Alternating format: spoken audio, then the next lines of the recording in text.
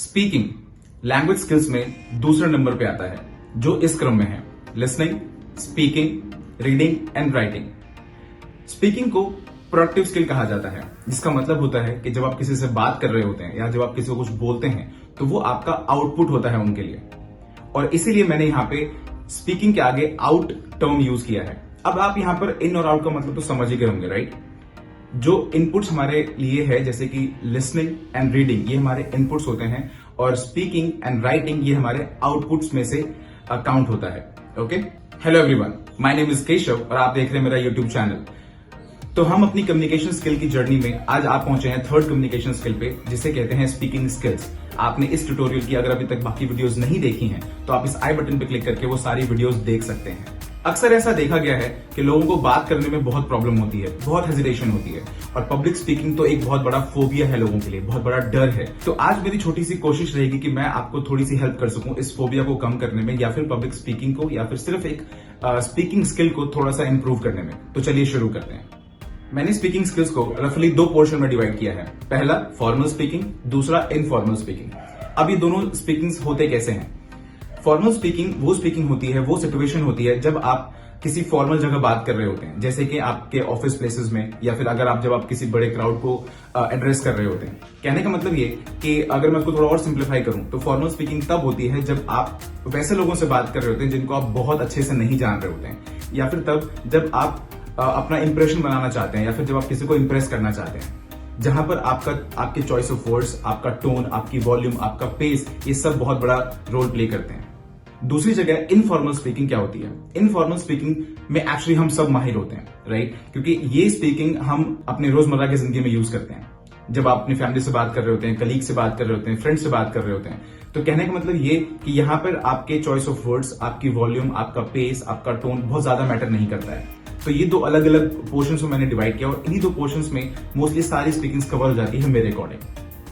अब बात हम करेंगे कि इनको इंप्रूव कैसे किया जाए। यहाँ पर हम कुछ टिप्स एंड टेक्निक्स की बात करेंगे, उस पर हम प्रैक्टिस करेंगे, जिससे हमें ये समझ में आएगा कि हमें कैसे इसको अच्छे से इंप्रूव करें और कैसे हम इससे मैक्सिमम जो हमारा रिजल्ट है, वो आउटपुट है, वो निकाल सकते हैं। So the first thing is always listen first. आपको एक अच्छा स्पीकर होने के लिए एक अच्छा लिसनर होना बहुत जरूरी है। जी हाँ, लिसनर होना बहुत जरूरी है। कई बार ऐसा होता है कि हम जिससे बात कर रहे होते हैं उनकी बातें सुने बिना हम इस बात पे ज्यादा ध्यान दे रहे होते हैं कि हमें क्या बोलना है। आपके साथ भी ऐसा हुआ होगा, आप भी जरूर ऐसा करते होंगे। तो हमें जरूर सामने वाले को सुनना चाहिए, क्योंकि जब सामने वाले को सुनेंगे आप, तभी उसके अकॉर्डिंग आपको रिस्पॉन्ड करना होगा, आप उसका उसी अकॉर्डिंग आंसर दे सकते हैं। तो मोस्टली ऐसे केसेस में सिर्फ वन वे कम्युनिकेशन होती है, जब आप सिर्फ अपनी अपनी बातें कर रहे होते हैं। इसको हम कम्युनिकेशन नहीं कह सकते, क्योंकि अच्छी कम्युनिकेशन हमेशा बोथ वेज होती है। तो इस बात का हमेशा ध्यान रखिए कि आप जिससे बात कर रहे हैं उनकी बातें जरूर सुने, और सुनने के बाद ही आप उसको अच्छे से रिस्पॉन्ड करिए। Second thing is know your audience. अपनी ऑडियंस को जानिए। आपको हमेशा ये ध्यान रखना होगा कि आप किससे बात कर रहे हैं, आपकी ऑडियंस कौन है, और आप ये जितना जल्दी समझ लेंगे, जितना ज्यादा अच्छे से अपने ऑडियंस को जान लेंगे, उतनी ही जल्दी आप उनसे कनेक्शन बना पाएंगे। और अगर एक बार आपने उनसे कनेक्शन बना लिया तो आपको अपनी बात उन्हें समझाने में बहुत आसानी होगी, और आप उनका अटेंशन भी बहुत अच्छे से बहुत देर तक होल्ड कर पाएंगे, जिससे कि एक अच्छी कम्युनिकेशन, और ऐसे में आप एक अच्छे स्पीकर कहलाएंगे।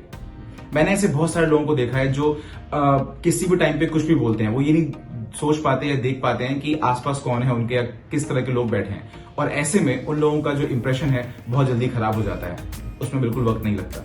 तो इस बात का ध्यान रखना होगा कि आप कहाँ खड़े हैं, किससे बात कर रहे हैं, और आपकी ऑडियंस क्या है, कौन सी है। Third is make eye contact. सुनते वक्त और बोलते वक्त आई कॉन्टैक्ट का बना रहना बहुत ज्यादा जरूरी होता है। इससे आप अपने ऑडियंस को भरोसा दिलाते हैं कि आप उनसे बात कर रहे हैं, उनकी बात सुन रहे हैं। मान के चलिए कि अगर मैं आपसे बात करूं और यहां वहां देख रहा हूं, मैं बात भले ही आपसे कर रहा हूं, लेकिन क्या आप मेरी बात सुनेंगे? आपने अपना इंटरेस्ट लूज कर दिया, राइट? आपको मैं ज्यादा देर तक यहां होल्ड नहीं कर पाऊंगा अगर मैं आपसे आपकी तरफ देख के बात नहीं करूंगा। तो ये इसका होना बहुत जरूरी है, चाहे भले ही नर्वस ही क्यों ना हो। कई बार ऐसा होता है कि हम बात करते हुए नर्वस होते हैं, बट मेक श्योर कि आपका आई कांटेक्ट बना हुआ है। ऐसे में आपकी बातों में ज्यादा कॉन्फिडेंस भी लगता है, आप में ज्यादा कॉन्फिडेंस लगता है, और आपकी ऑडियंस को आपकी बात मानने का और आप पे भरोसा करने का मन करता है, और ऐसे में बहुत जल्दी ही आपका एक अच्छा कम्युनिकेशन सेट हो जाता है। Now fourth is keep it short and simple. एक इजी सा मेथड आपको मैं बताता हूं आज, जिसे कहते हैं किस, KISS। Keep it short and simple. ये तो शायद आपको याद रह ही जाएगा, राइट? तो बातों को ज्यादा कॉम्प्लिकेट मत करिए, जितना ज्यादा हो सके अपनी बातों को शॉर्ट एंड सिंपल रखिए, क्योंकि ऐसा पाया गया है कि शॉर्ट एंड सिंपल बातों का आपकी ऑडियंस पे ज्यादा इंपैक्ट पड़ता है, ना कि लंबी चौड़ी बातों का। क्योंकि लंबी बातों से या गोल घुमा के बातें करने से आपकी ऑडियंस भटक सकती है, गुमराह हो सकती है। तो बेहतर यही होगा कि अपनी बातों को आप सिंपल रखिए, शॉर्ट रखिए। लेकिन हाँ, ये जरूर ध्यान रखिए कि आपका जो सेशन है, आप जिससे बात कर रहे हैं, जिसको भी आप एड्रेस कर रहे हैं, वो सेशन इंटरैक्टिव होना चाहिए। इंटरैक्टिव का मतलब होता है कि जब आपका टू वे कम्युनिकेशन हो रहा हो, आप उनसे कुछ पूछिए, उनको कुछ बताइए, मेक श्योर करिए कि वो आपकी बात सुन रहे हैं और आप उनकी बातें भी सुन रहे हैं। इससे एक अच्छा कम्युनिकेशन सेशन बन पाएगा। Now last but not the least, practice any time anywhere. आपको जब भी जितना भी टाइम मिले बोलने की प्रैक्टिस करिए। किसी तरह की शुरुआत भी आपके लिए एक अच्छी शुरुआत साबित हो सकती है, चाहे वो आप अपनी फैमिली से बात कर रहे हो, अपने फ्रेंड से बात कर रहे हो, अपने ऑफिस कलीग से बात कर रहे हो, या फिर आप खुद से बात कर रहे हो। जी हाँ, या फिर आप खुद से बात कर रहे हो। ऐसा मैं बहुत किया करता था।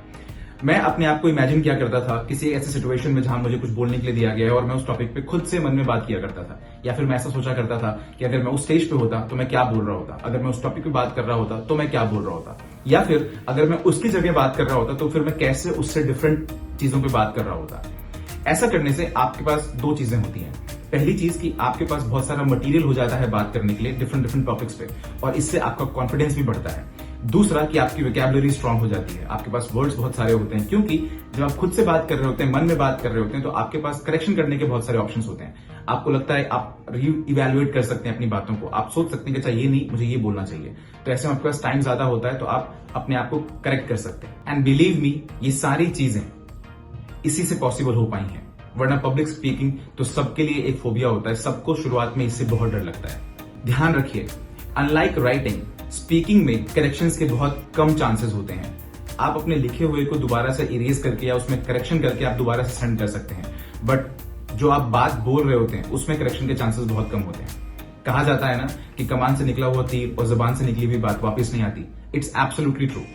तो आपको ध्यान रखना होगा कि आप जो भी बात कर रहे हैं, जो भी बोल रहे हैं, वो वेल प्लान्ड हो, वेल स्ट्रक्चर्ड हो, क्योंकि इससे आपकी इंप्रेशन खराब हो सकती है। और क्योंकि अगर एक बार कोई गलती हो गई पब्लिक स्पीकिंग में या फिर नॉर्मल भी, तो उसको सुधारना बहुत मुश्किल काम हो जाता है। आफ्टर ऑल, एक स्मार्ट मैन और एक वाइज मैन में यही तो फर्क है कि स्मार्ट मैन को पता होता है उसे क्या बोलना है, और वाइज मैन को ये पता होता है कि उसे ये बात बोलनी है या नहीं बोलनी है। एक बात मैं और आपको बता दूं, ये जो पूरा सेशन हमने आज लिया है, ये सिर्फ इंग्लिश स्पीकिंग कोर्स नहीं था, ये एक जनरल स्पीकिंग कोर्स था जो आप सब ले सकते हैं।